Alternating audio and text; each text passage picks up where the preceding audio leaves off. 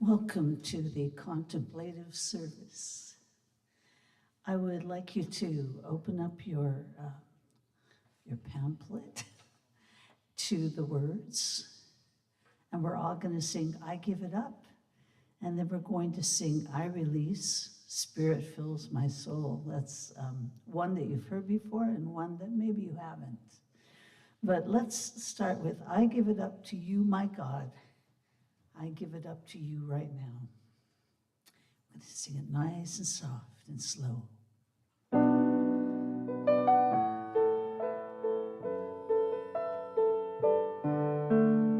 I give it up to you, my God.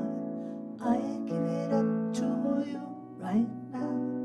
I give it up to you, my God. I give it up to you right now.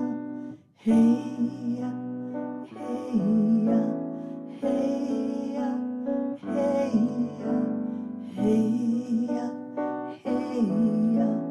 hey, hey, sing it with me. I give it up to you, my God. I give it up to you right now. I give it up to you, my God. I give it up to you right now. Sing, hey, hey, hey, hey, hey, hey, and again. Hey, hey, hey, hey, hey, hey, I give it up. I give it up to you, my God. I give it up to you right now. I give it up to you, my God. I give it up to you right now. Hey, hey, hey, hey, hey, hey, hey, sing, hey, hey, hey,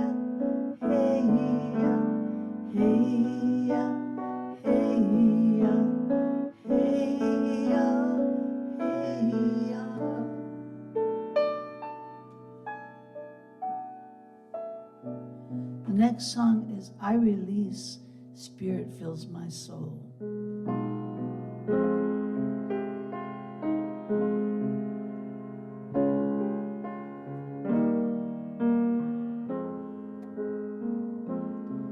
Take a nice deep breath. I release, Spirit fills my soul. I let go.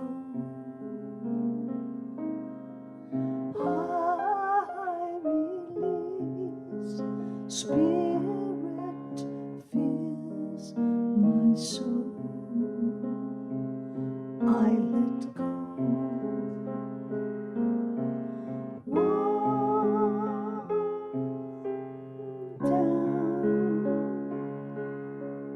Blocks dissolve. I fall easy into love.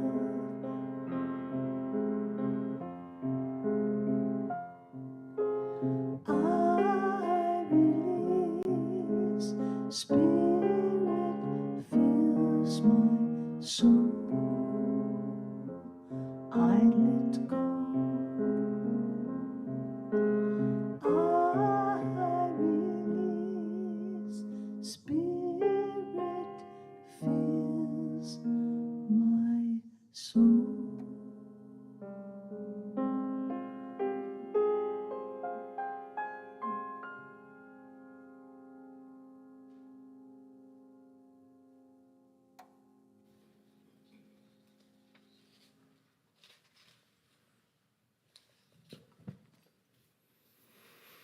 In the beginning was the One, the one presence of the undivided and unmanifest pure spirit of life, light, and love.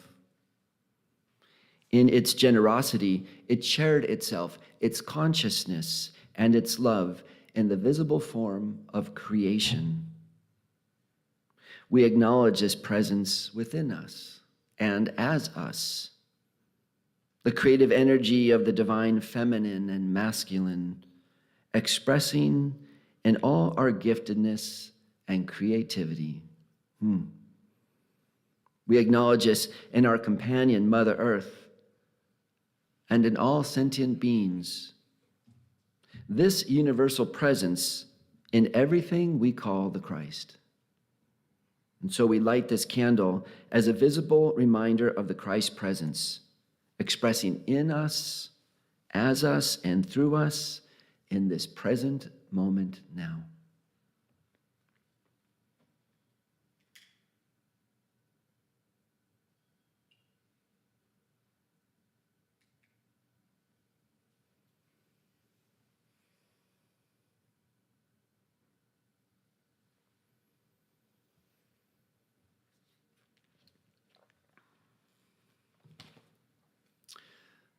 Good morning, everyone. I'm Reverend Frank, and I am the service assistant today. And our talk will be given today by our up-and-coming minister, who will tell you a little bit more about her journey, Joy Castro-Weir. Yes, related. That's my daughter. And music today by Cheryl. Oh, hi, thank you. And just a couple quick announcements, and we'll get those out of the way.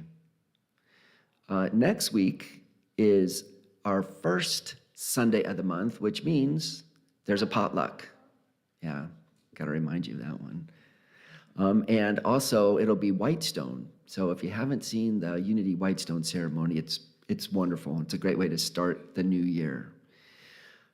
But today, it's our fourth Sunday. For those of you who might be newer, every fourth Sunday or last Sunday of the month, we do a more contemplative service, candlelight, and a ritual. And today's ritual is our annual dissolving bowl ceremony. So glad you could be here for this ceremony today. Inside your bulletin, there is the Unity 5 principles, and invite you to join me in saying those principles. And take a breath between each one. God is good and present in all things. The holiness of God is my own true nature. I am creating my experiences by how I think, feel, and believe. My thinking is guided by my daily affirmative prayers and affirmative actions. I follow and am sustained by these values in every way, every day, and so it is.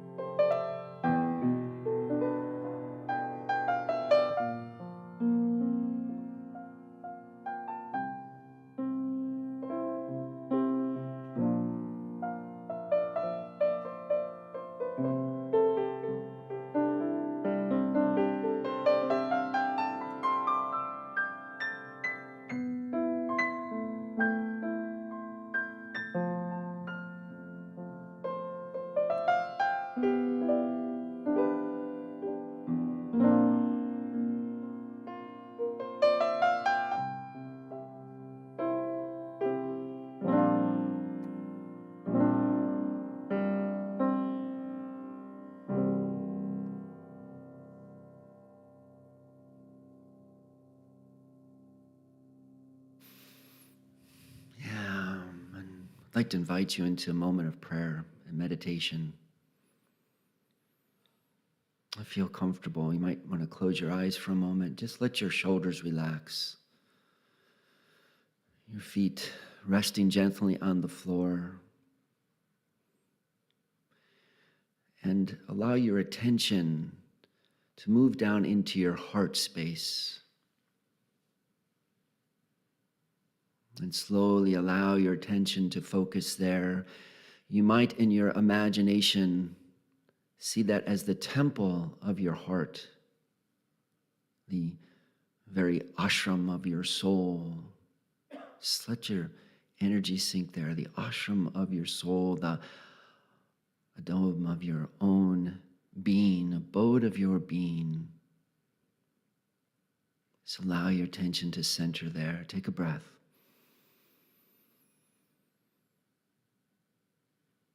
Center yourself into that place of oneness, that place of divine presence. Allow that very energy of the divine to fill that space of your heart.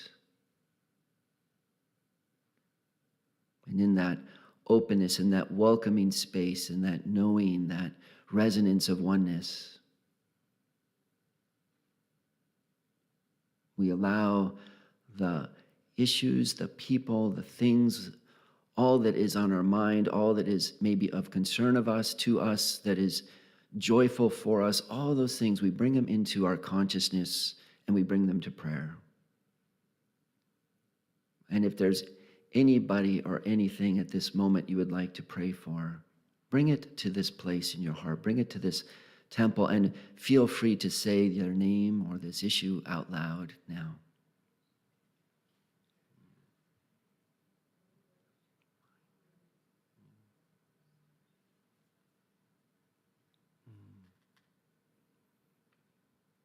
For all these things that we pray for, those we've mentioned, those that are in our hearts, we affirm now that this one presence of good, this one universal love, healing, transformative energy, that is the nature of our being, that is ever present in our soul. It is hearing, responding, touching, transforming all our concerns. And we can trust that. The same power that created the cosmos, the same power that created the universe, the same energy, the same vibration that created us, that brought us forward, that same powerful energy responds to our heartfelt concerns. We can trust in this transformation. We can lean into this love. We can know the truth of our deep embrace.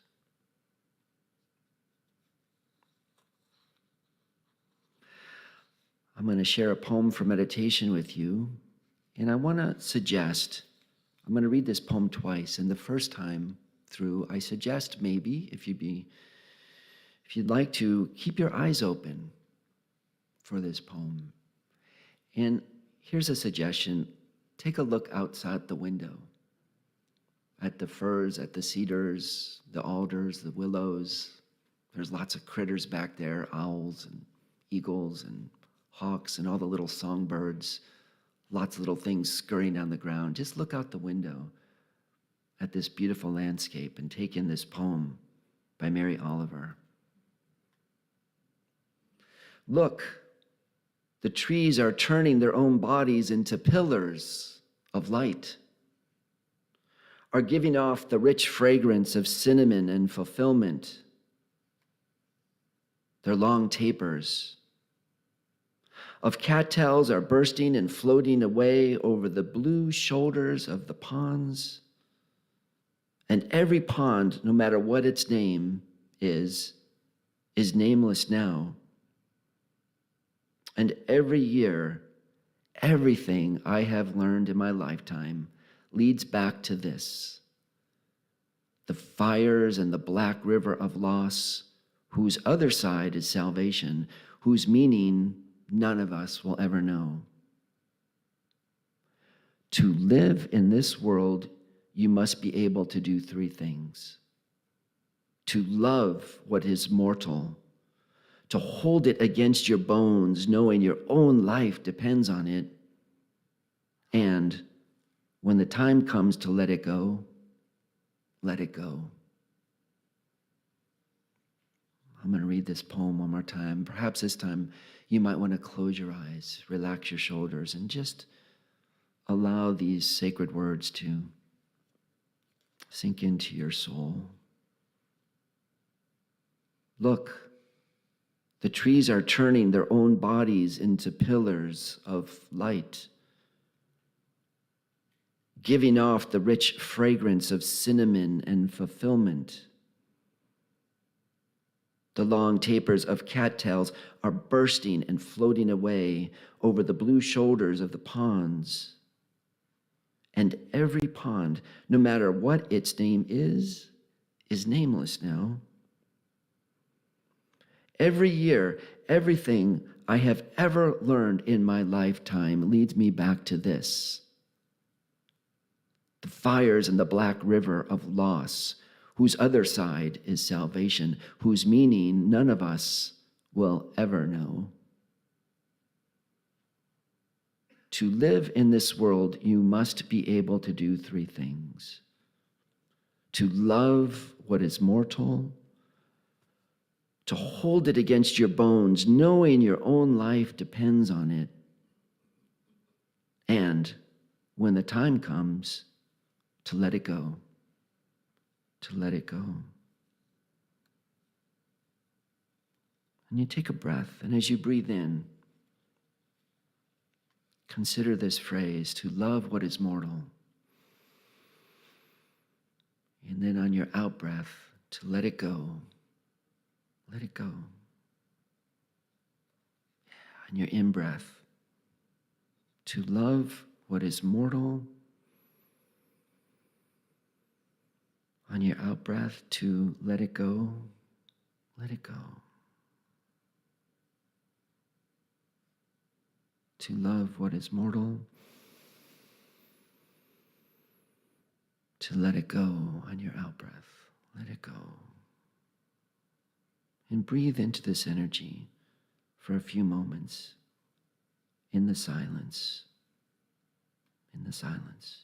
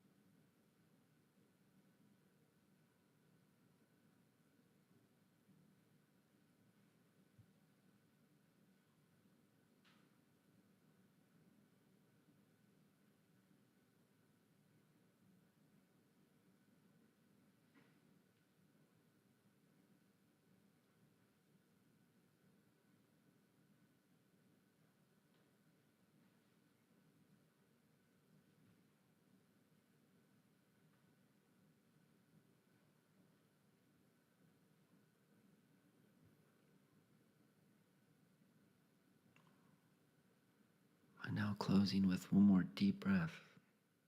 And on your in-breath, to love what is mortal.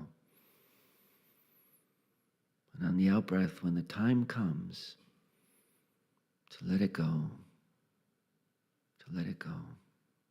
Allow your shoulders to relax. Maybe shrug your shoulders one time. Wiggle your fingers and toes. Circle your head a couple times. And when you're ready, you can open your eyes. And I invite you to come back to the room.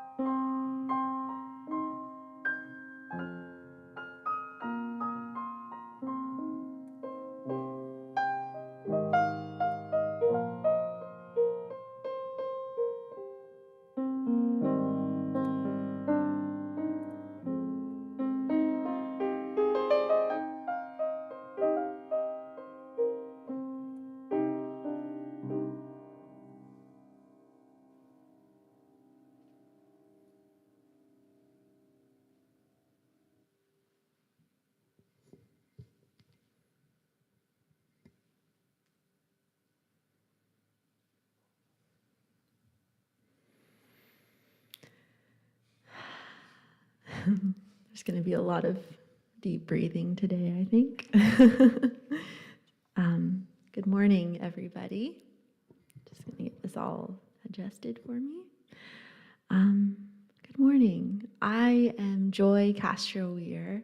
I'm the daughter of Reverend Frank and Diane Castro-Weir, and I'm so grateful to be here this year again. It's become, for some of you who have been around for a few years, it's become something of a tradition for me to do this ritual with you all, and I'm really grateful for the opportunity to do it again.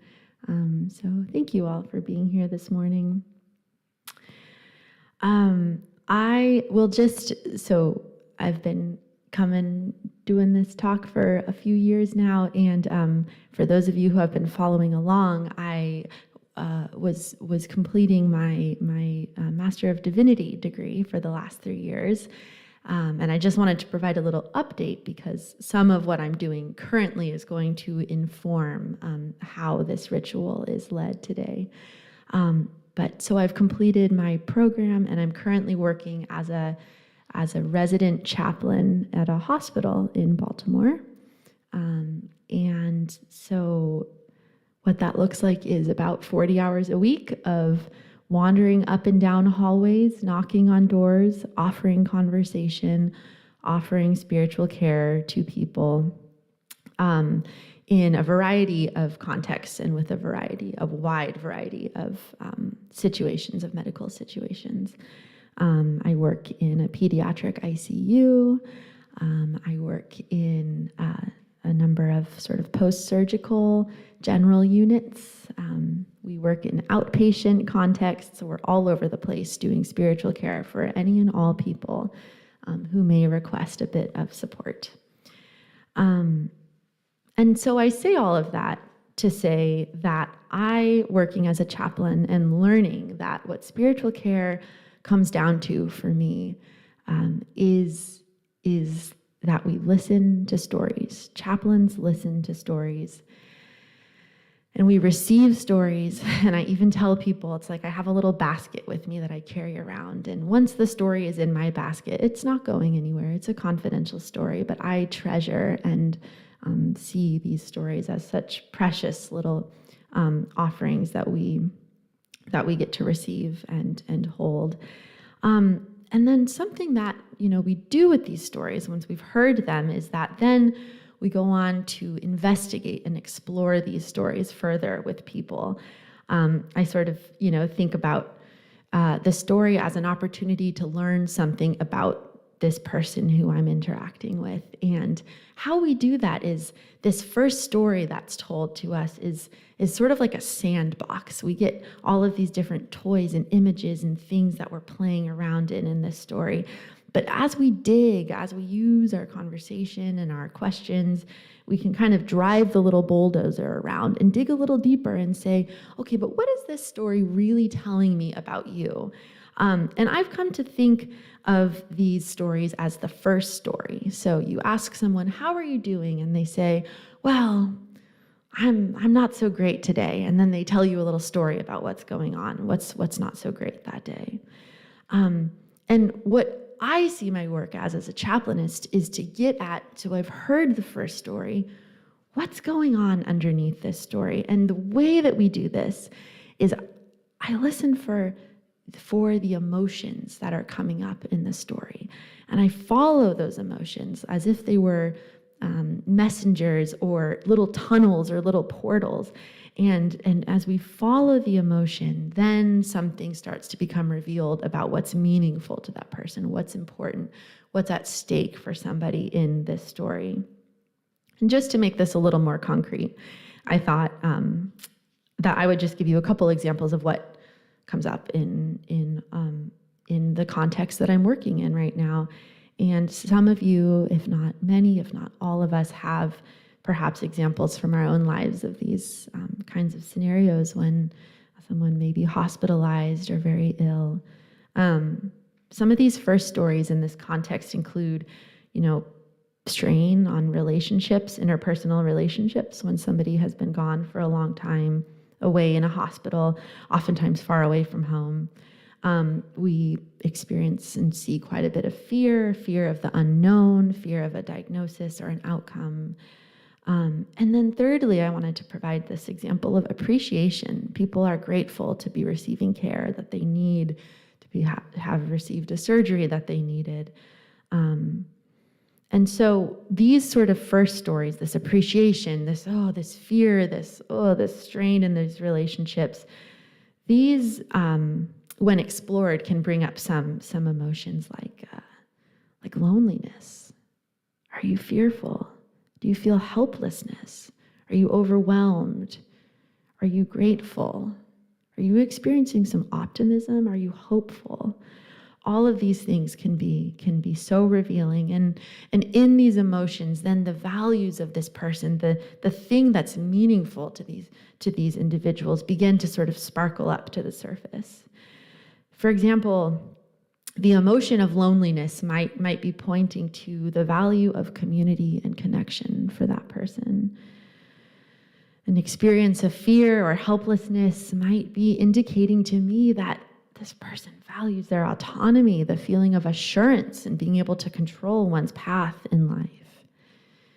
The experience of appreciation, gosh, I'm so grateful to be in the hospital receiving this care, might indicate a value of good medical care. That can be a value of feeling connected to resources, of feeling understood.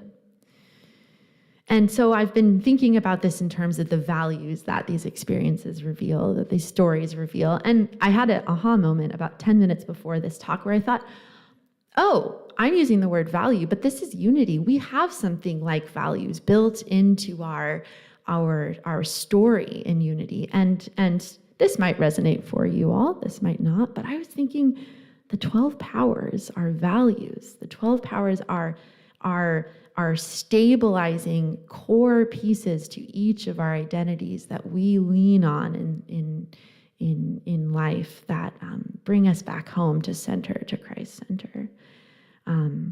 So there's this deep listening. There's this, we hear the first story, we follow the emotion, we ask, what's really going on here? And then we connect to the meaning behind that story and support the meaning, the value, the principle that is at stake. It's deep listening, and it's something that I've been learning to do as a spiritual care provider, and that I want to now provide you all with the opportunity to practice with and for yourself.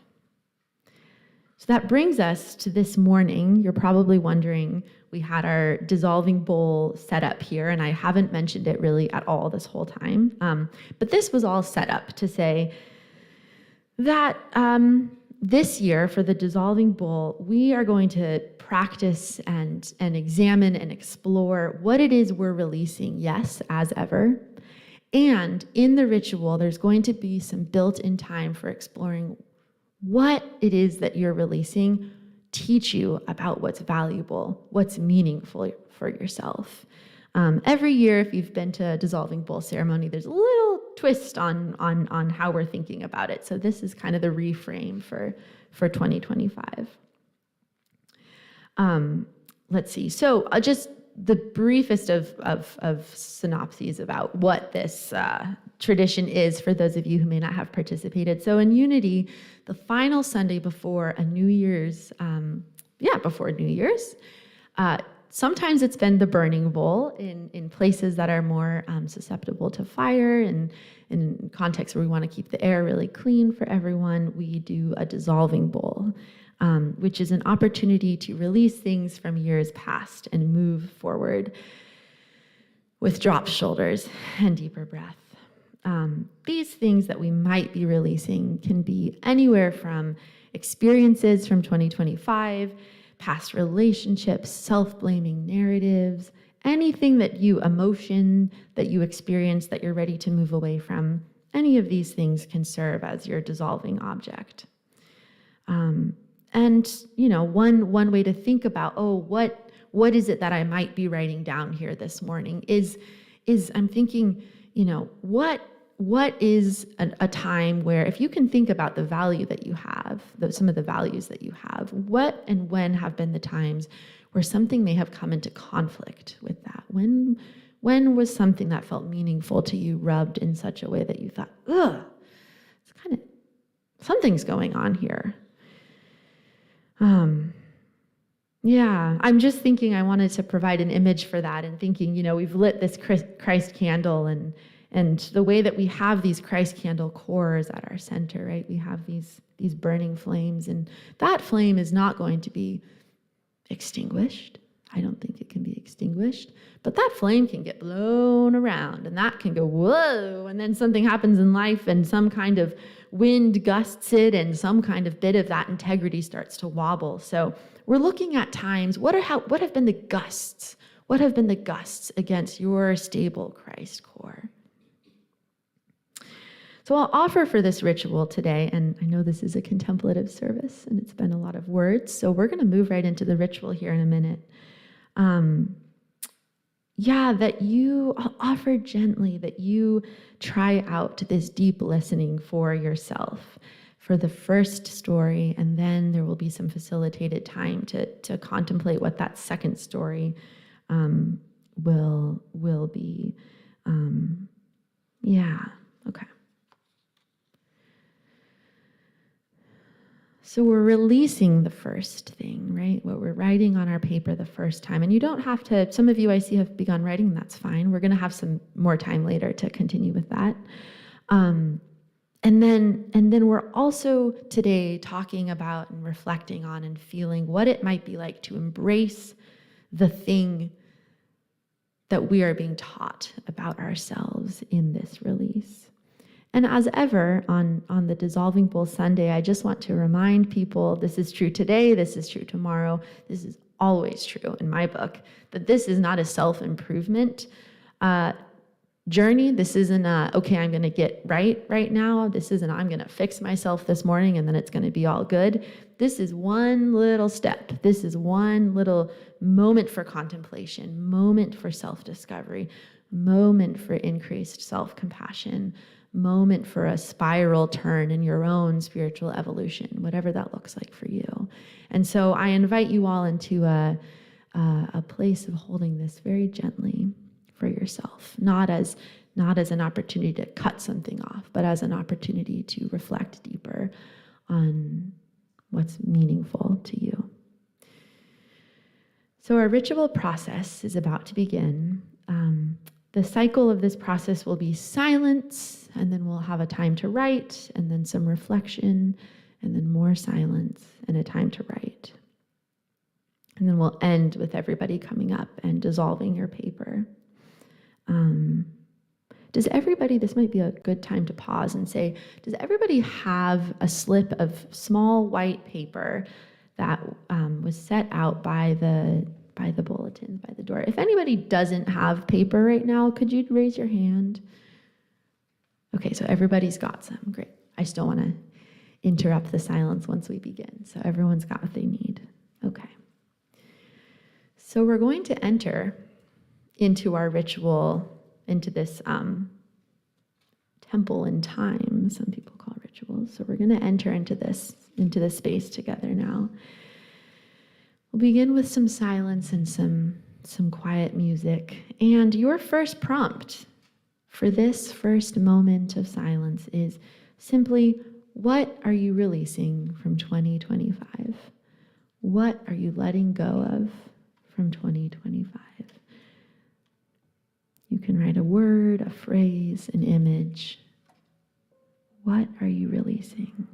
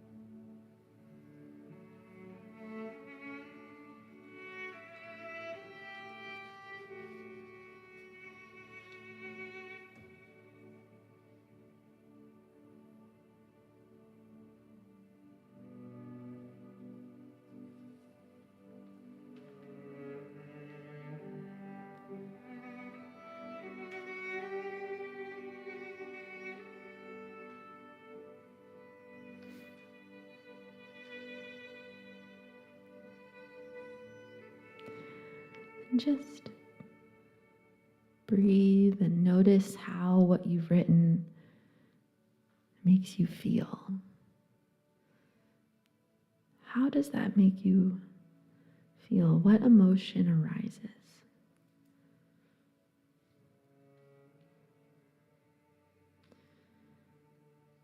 Imagine that the story you've written is the overstory of a forest, and now you get to dip under the leaves, crawl around under the branches.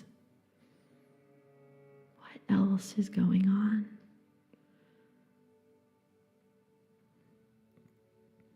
And when you're ready, I invite you to write or draw on that other side of your paper. What does what you are releasing tell you about yourself? About what you value? What principles are important to you in this stage of your life?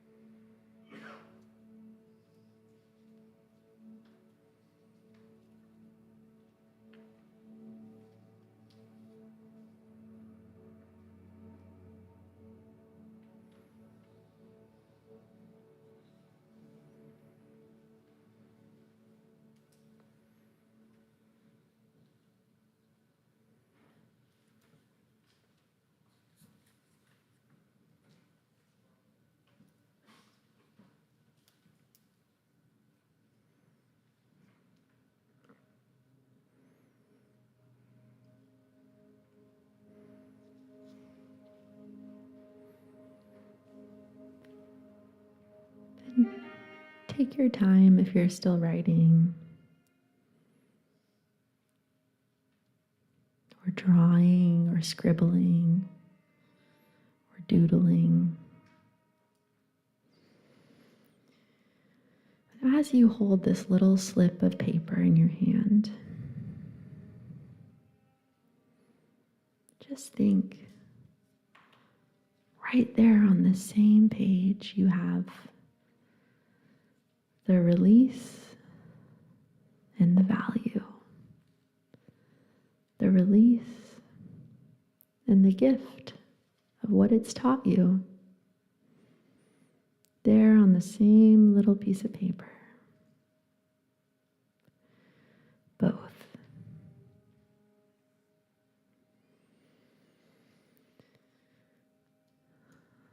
As you breathe in, you might offer a thanks to this experience or this person or this moment for what it taught you, for how it encourages your growth, for how it informs what's important to you.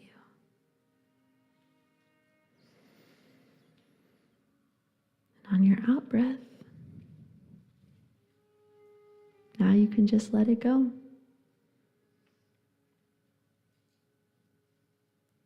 Embrace that gift and just let it go.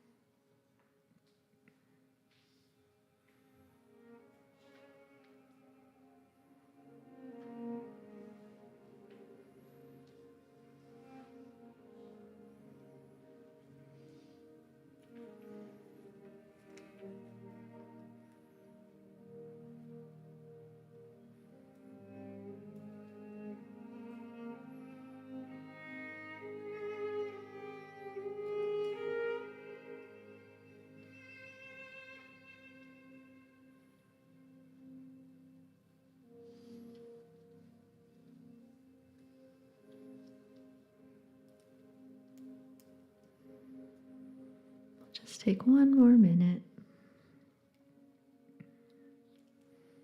of reflection.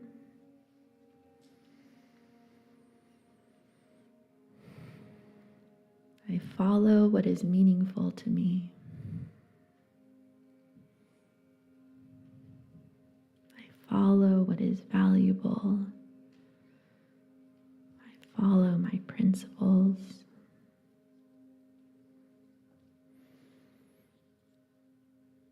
I forgive the times I have not.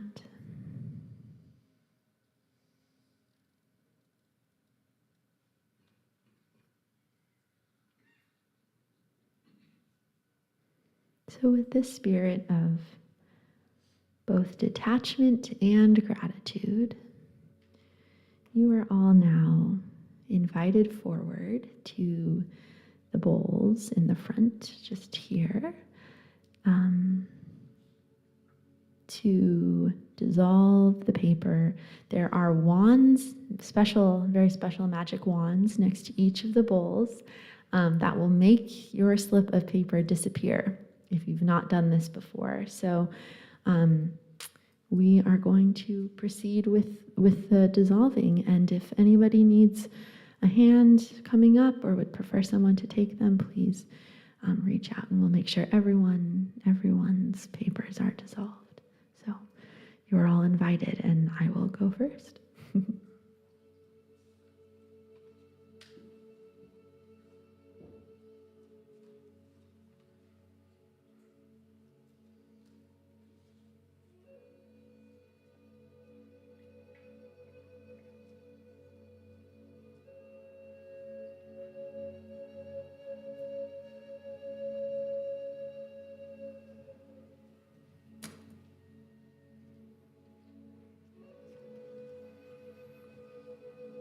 And there are 2 bowls, so we can have a few people at once.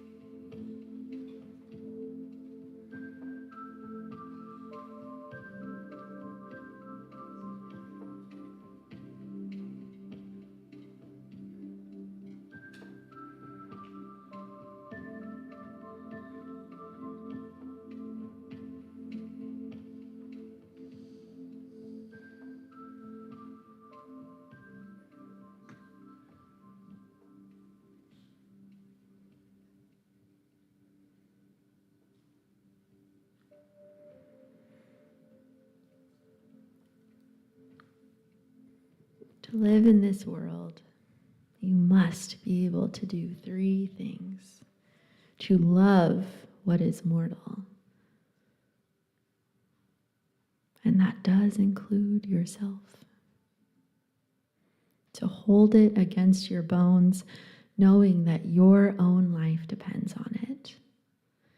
And then when the time comes to let it go, to let it go. Blessings on each of you and on the murky contents of the bowls up there. May this ritual leave you all feeling just a bit lighter and perhaps a bit wiser or more reflective on what you might be holding forward, moving into this new year. And next Sunday, the White Stone will fully pivot into that mode. But for now, may you be blessed with the balance of release and wisdom, the wisdom of release. And may you all go forth in alignment with your principles and your values and what's meaningful for you today and tomorrow and all year long.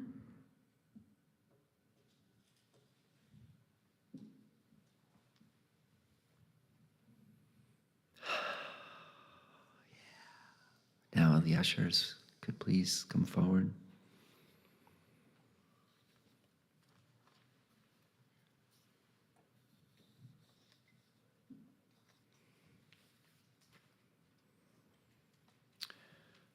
As the ushers come forward for our offering, we know abundance is our divine inheritance.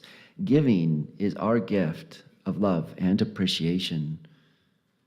And we always appreciate your generosity and support of this ministry we are co-creating together. This includes each of you with us here in person, and also for all of you who have joined us online. Thank you.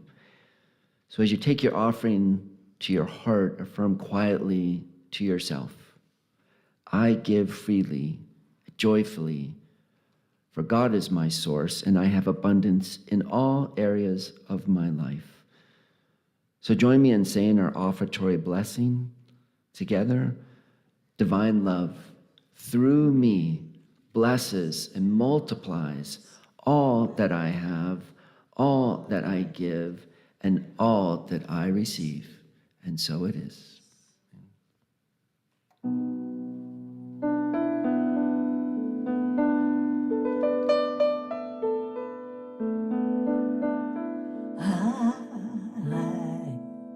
I release, I let go, I let the Spirit run my life, and my heart is open wide. Yes, I'm only here for God. No more struggle, no more strife. With my faith I see the light. I am free in the Spirit. Yes, I'm only here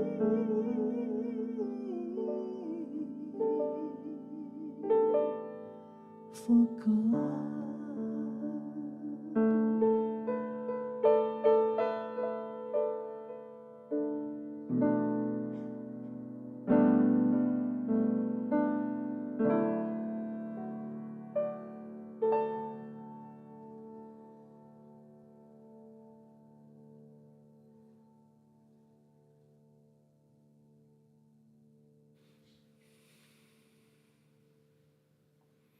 And so we bless these gifts with so much gratitude in our hearts for all your support for this ministry.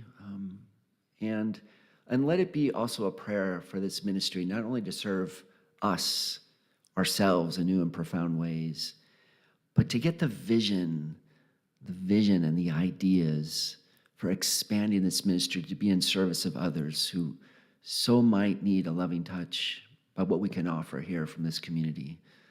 And for the new year, may these gifts go forward to support our expanding consciousness of service and being the representation of the good to those who need it, for those we can touch, in support of them, to expand ourselves, our own hearts. And so it is. And may it go forward too to support unity worldwide for peace on our planet. And so it is. Thank you. So this comes to the end of the service, and you might, we're going to close with our prayer for protection. And by the way, there is snacks in the other room, so don't forget that. Always an important part of the blessing. So join me in our prayer for protection. The light of God surrounds us. The love of God enfolds us. The power of God protects us. The presence of God watches over us. Wherever we are, God is. And all is well. Go in peace, friends. Go in peace. Thank you.